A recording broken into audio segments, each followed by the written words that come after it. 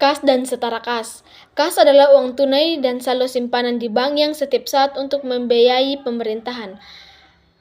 Sedangkan pengertian setara kas adalah investasi jangka pendek, siap dicairkan menjadi kas, bebas risiko perubahan nilai yang signifikan, serta jatuh tempo maksimal 3 bulan terhitung tanggal perolehannya.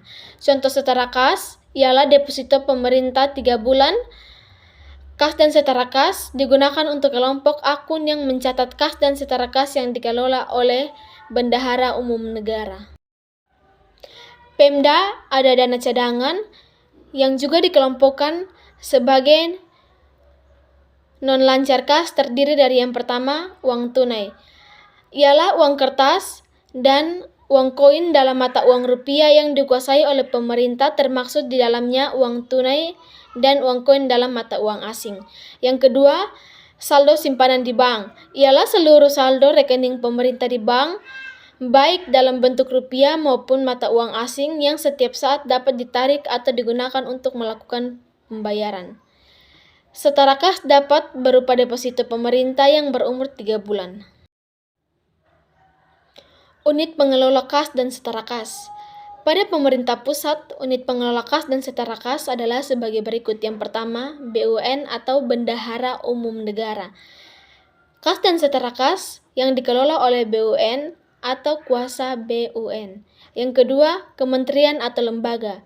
Kas dan setara kas yang penguasaan, pengelolaan, dan pertanggungjawaban dilakukan oleh pemerintah negara atau lembaga.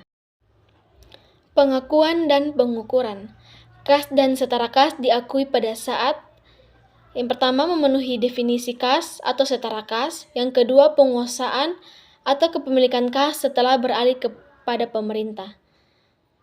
Berikut penerimaan dan pengeluaran kas pemerintah dapat dilakukan dari yang pertama penerimaan atau pengeluaran kas dari BUN. Penerimaan kas melalui BUN diakui pada saat diterima di rekening milik BUN. Yang kedua, penerimaan kas melalui rekening Kementerian Negara atau lembaga diakui pada saat diterima kas tunai oleh bendahara atau diterima di rekening kas Kementerian Negara atau lembaga. Berikut transaksi kas dapat terjadi berupa yang pertama penerimaan kas, yang kedua pengeluaran kas. Pengukuran. Kas dicatat sebesar nilai nominal pada saat transaksi. Transaksi kas dalam mata uang asing dijabarkan ke dalam nilai rupiah menggunakan kurs transaksi. Pada tanggal pelaporan kas dalam mata uang asing dijabarkan dalam mata uang rupiah dengan menggunakan kurs tengah bank sentral. Jika ada beda dengan nilai sebelumnya, maka diakui sebagai keuntungan atau kerugian. Piutang jangka pendek. Piutang adalah jumlah uang yang akan diterima oleh suatu entitas yang dapat dinilai dengan uang sebagai akibat perjanjian atau akibat lainnya berdasarkan peraturan perundang-undangan yang berlaku atau akibat lainnya yang sah. Jenis piutang jangka pendek. Yang pertama, piutang pajak. Yang kedua, piutang bukan pajak.